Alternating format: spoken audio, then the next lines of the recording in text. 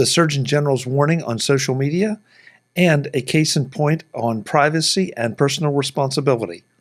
This is MacVoices. MacVoices is supported by MacStock Conference and Expo, coming to Crystal Lake, Illinois, July 12th, 13th, and 14th.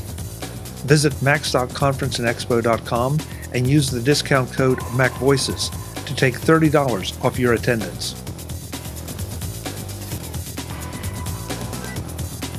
The perhaps last story of the evening. The Surgeon General demands warning labels on social media. You knew we were going to have to talk about this. Oh, this isn't an Onion article. Huh. You can't tell the difference these days. No. So I am really curious to see how you all react. Is this grandstanding? Are we really at an inflection point of some kind? And if so, why right now?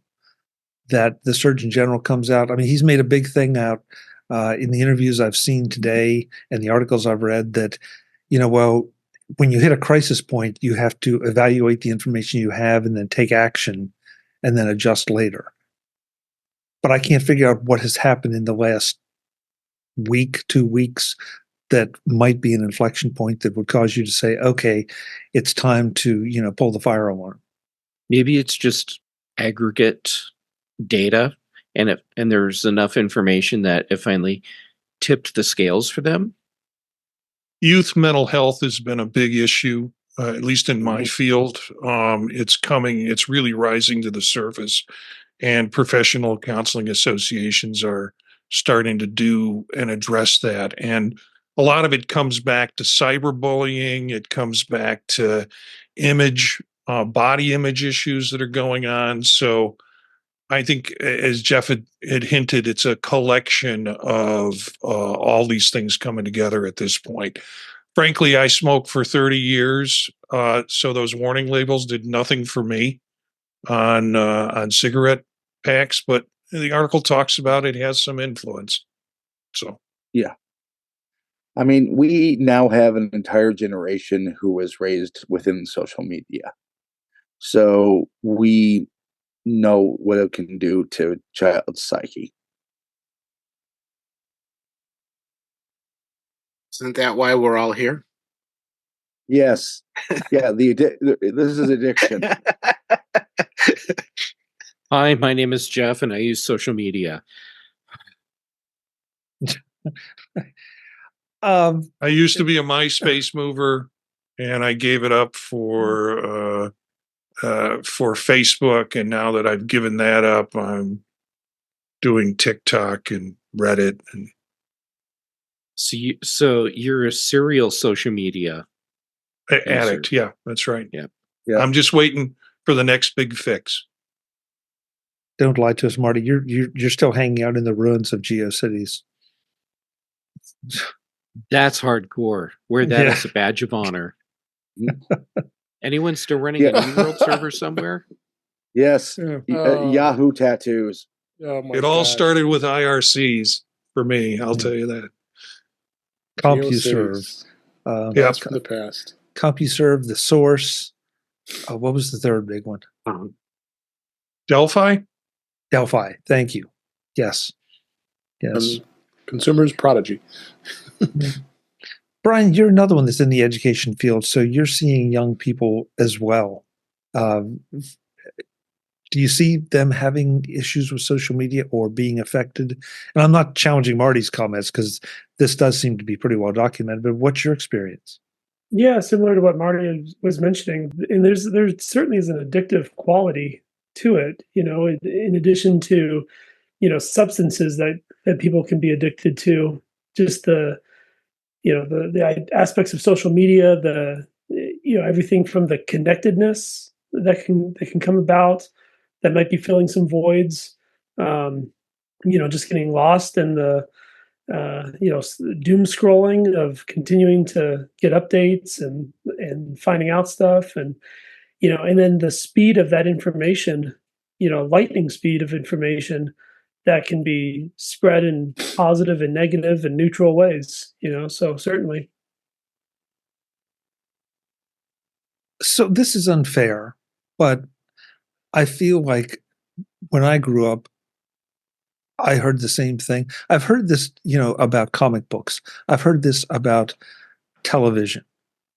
And it seems like there's always something coming along that is ruining the youth of America. There was one article I saw, or podcast, I believe it was today, that said that this is not. Some of this is disputed by studies in other countries. That there's some groups of younger people that are actually, I don't want to say improved, but their life is better because of social media. And so I wonder, is it the kind of social media that we have here? Is it the way it's being used? Does that have anything to do with parental control and parental oversight of this? It's definitely I'm not smart enough to know, Marty, so please. Yeah, and I'm not sure I'm that smart either, but it's definitely the way it's being used when you look at it in different countries. And having traveled to different countries and worked with people around technology issues, seeing how youth and teachers use them and use technology in different countries and the restrictions that they have on it, we sort of have an open, in a lot of ways, we have an open forum for youth to use whatever they want to. Starting to see school systems, shutting some of that down during school days, and while kids are in school. Yeah, it's definitely. But part of being a youth is finding the next thing that's going to ruin your life. I mean, they're just wired that way to discover what is going to be the thing that I'm going to pick up that's supposedly going to ruin my life. And then there are those where it happens and those where it doesn't. Because you read plenty of comic books and watched plenty of TV, and hopefully our lives aren't ruined by that, but enhanced. So, and I definitely don't want anyone to think we're taking this lightly. That's not it. But I do think that you have to have a devil's advocate hat on and ask some of the questions, and not just go with shutting down social media or prohibiting it, because in the first place, that's going to be. I mean, it's like trying to prohibit Playboy. That never stopped anybody that really wanted to get their hands on a Playboy. And now in the internet age, putting restrictions on websites is not going to prevent anyone from looking at websites that show things that they want to see. So. Barry apparently is doing. So now I got to give up porn too? No, you don't. It's okay. We're going to draw the line there, Webb. Oh my gosh! It's like that show sucks. Oh Lord. Barry is. I'm sorry. I picked the wrong week to stop sniffing glue. Yeah. Eric's going back to his butterfly. Barry's confessing here. He said I was ruined in my teens by sex and rock and roll. Did you take pictures, Barry? Nothing. Jeff, you had something you wanted to weigh in on with this. Oh yeah, the notion that every generation there's something that's going to ruin the kids. Right now it's social media, it's been television, it's been various music genres. And oh my God, Eric, you actually did show up with popcorn. You're my hero. And it's been newspapers, it's been books. I mean, we can go back through history and find just every generation there's something. Like all of those other things, you can have bad and you can have good. And it's all about how you use these tools and how you teach people to use these tools. However, there's a difference here that we didn't have in these other things, and I'll equate it to cigarettes. Cigarettes have historically had marketing campaigns that are designed to draw people in at a young age and get them addicted. And social media platforms are doing their version of that, finding ways to draw people in and get them addicted. Remember a few years ago, there was the whole um, heavy news coverage thing because Facebook had been running A/B tests on teenagers and seeing what sort of emotional responses they could elicit in kids. And so that's what we're dealing with now. I don't know if we need warning labels on social media saying, hey, this could be bad for your health. I mean, I don't have a warning label on scissors and I run with those all the time. Maybe what we need instead is something that creates guidelines that set up, for lack of a better term, ethical standards that platforms like this follow, so that they're not intentionally creating just millions of addicts of their services. And I know that's like a total utopia idea right there, but yeah, there you go. Jeff, it may be a utopia idea, but I think it's, look, this warning has been issued. That's fine. I wonder how much of a difference it's going to make, but more importantly, let's get some education programs out there and let's figure it out. And I'm not sure we can even figure it out. I was thinking about this afternoon. In a lot of ways, with Apple's several attempts, I'm glad they really never succeeded in getting into social media, so they're not drawing fire in this area. They draw plenty of fire in other areas, but they're not drawing fire in this one. Marty, I will edit this part out if you are not comfortable answering. But what got you to stop smoking? You said the warning labels didn't have an effect. What finally got you to stop? Kids. I had kids, and it just became more of a problem for me to be able to have places and opportunities to smoke than to keep smoking. So it was it was kind of a conscious lifestyle change at that point. It was not doing anything for me. I had kids where I could be influencing them. So yeah. Okay. Just curious, because there's been a lot of discussion today in the articles I've read about the warning labels that, yes, they have an effect, but. Yeah. And I think what it does by issuing a public health warning, it means that the Surgeon General now has some entry into places that they wouldn't have had without that as a purpose, or without that as a statement. And the article talks a little bit about companies giving data to contributing to the research around it. So I think whether it stops me from using social media or not, at least medical experts have some opportunity to enter into more discussion with companies that are producing social media about impact and effects. Webb?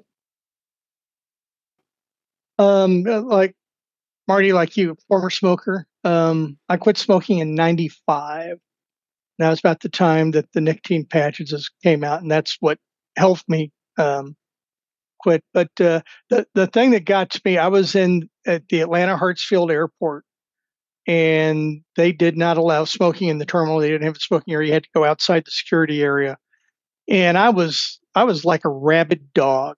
And that's when I realized that smoking had just gotten too influence on my life.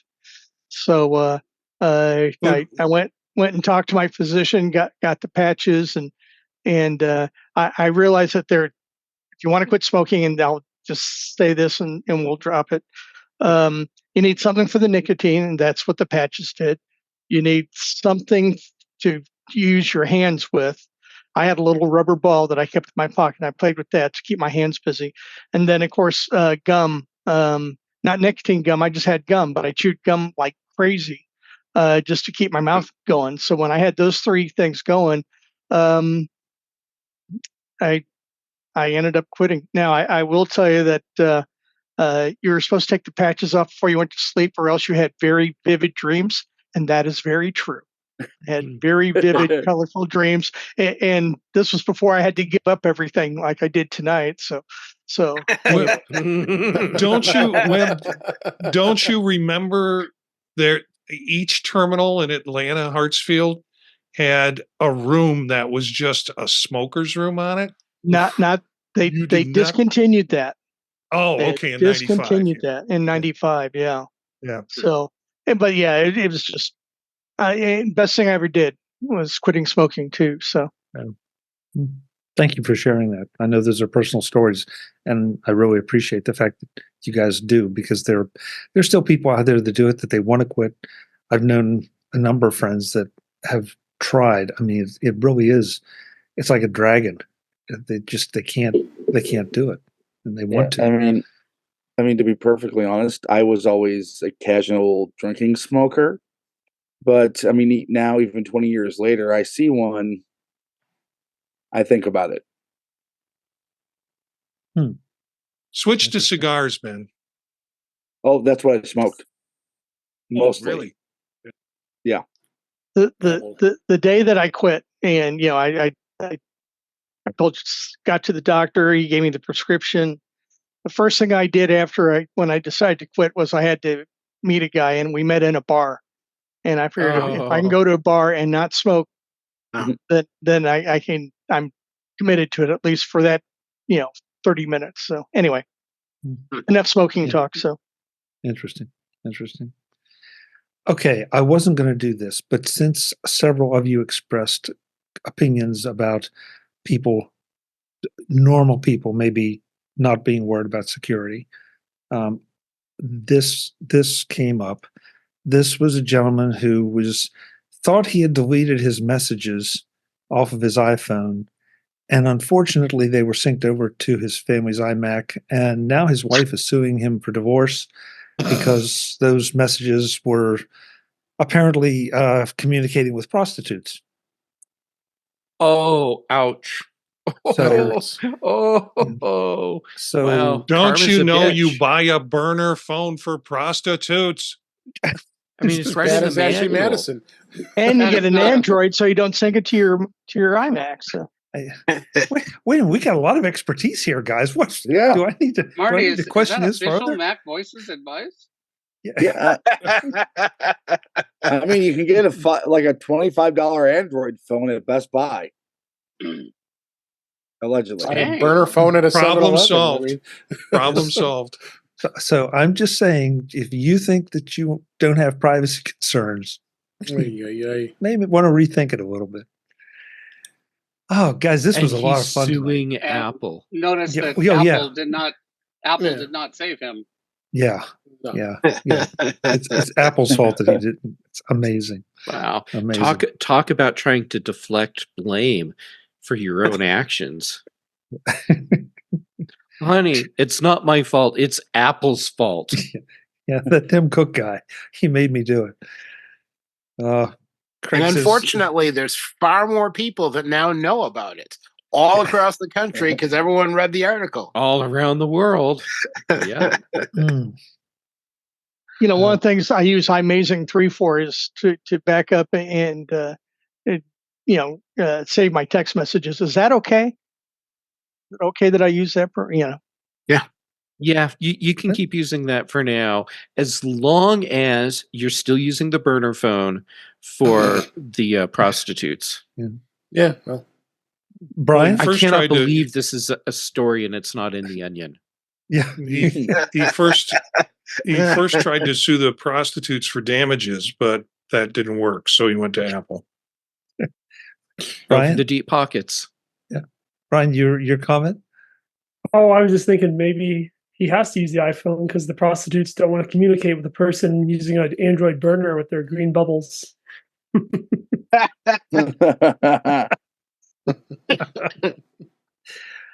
On that note, that's a good note.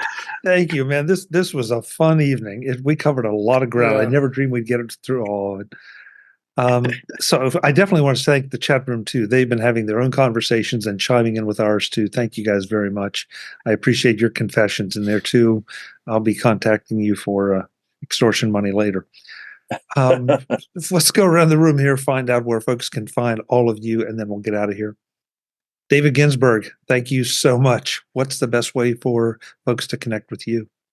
You find me at InTouchWithIOS at InTouchWithIOS.com. I'd like to announce that I'm very pleased to say that Marty Gensius is joining us as a regular contributor on the show, so I'm really excited about that. And he's been on a number of times, and now he's going to be on all the time, and as many times as he can.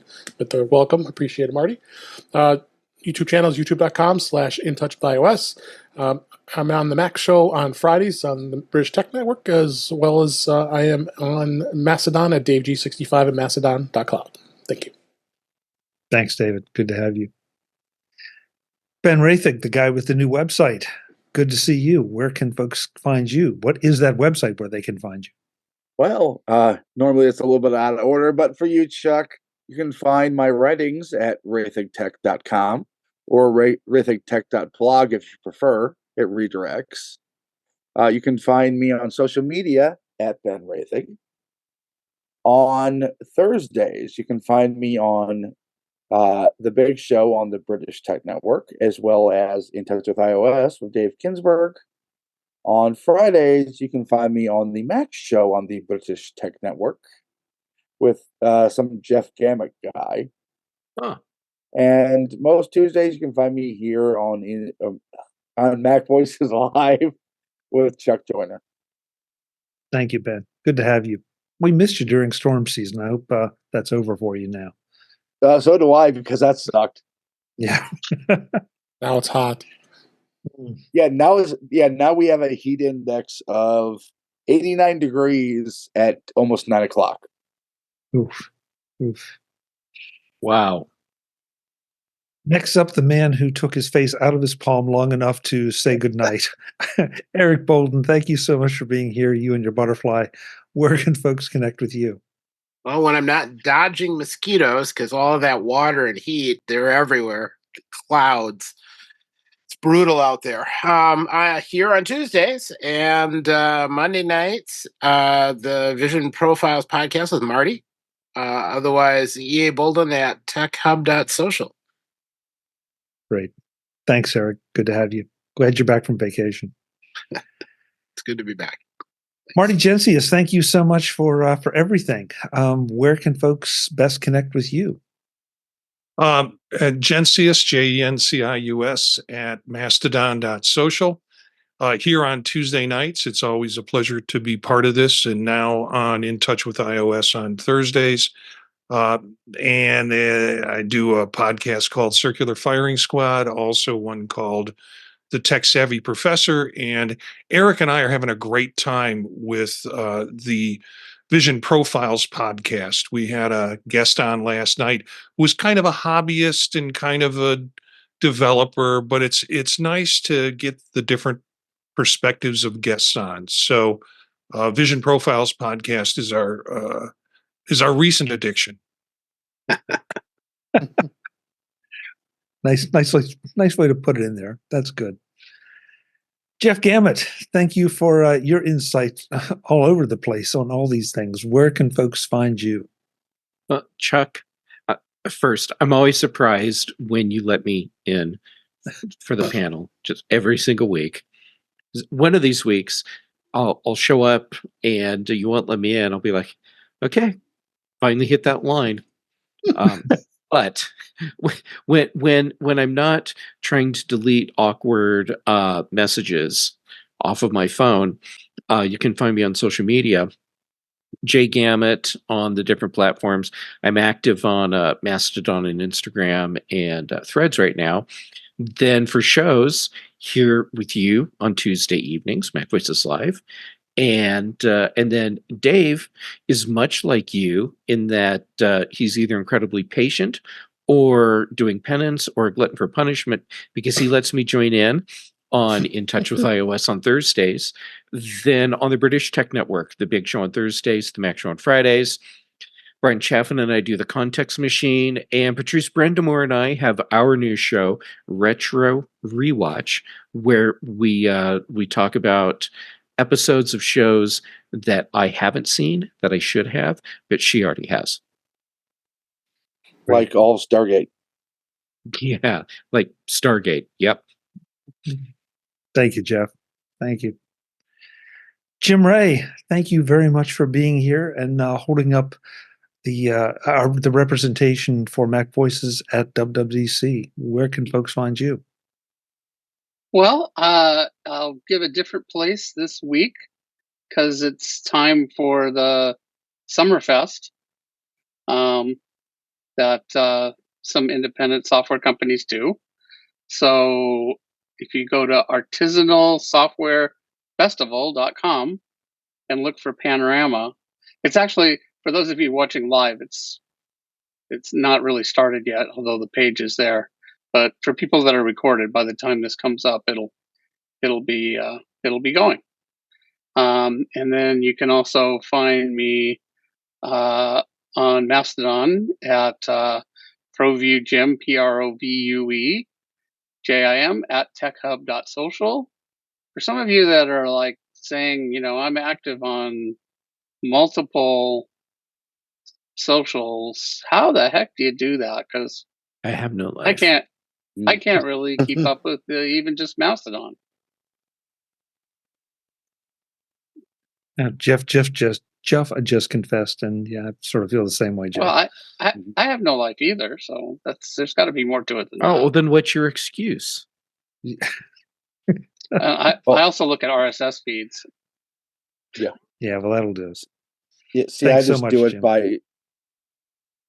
I do it by missing 99% of the stuff that's in my feed. That's a good way to do it. Yeah, it's about the only way you can do it. Thanks, Jim. Thanks for being here.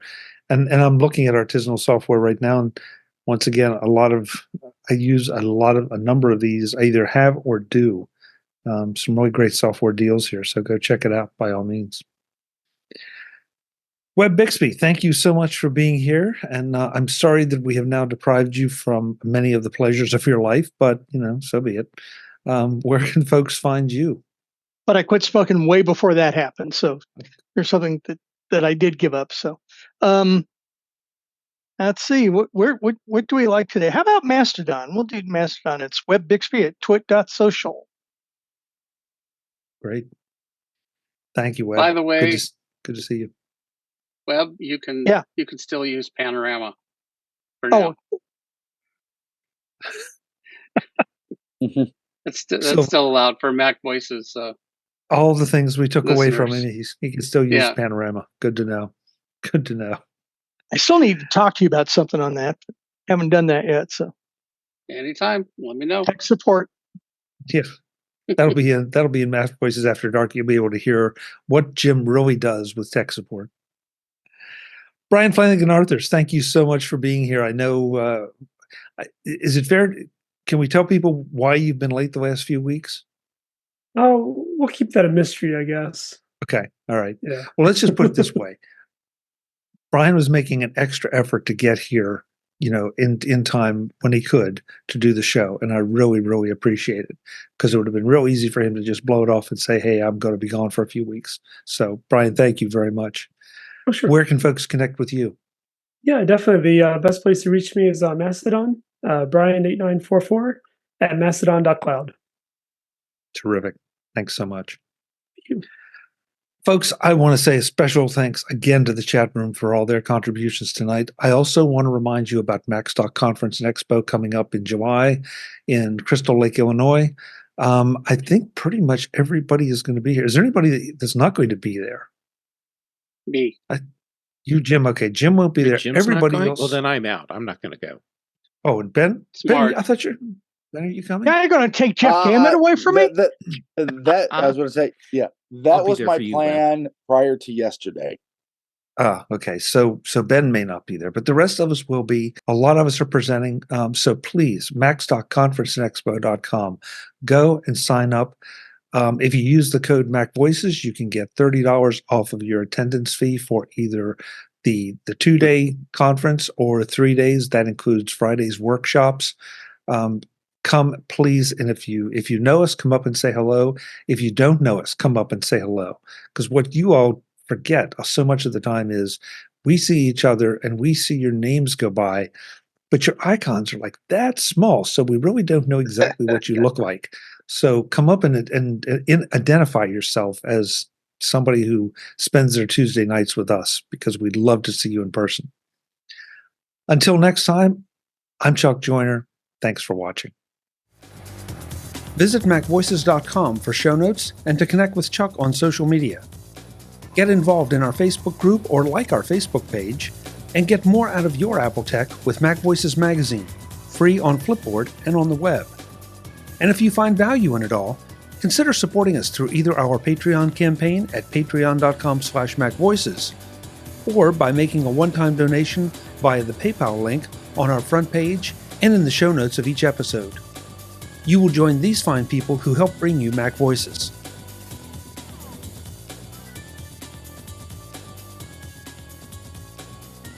Advertising handled by Backbeat Media at backbeatmedia.com. Bandwidth provided by CashFly at cashfly.com.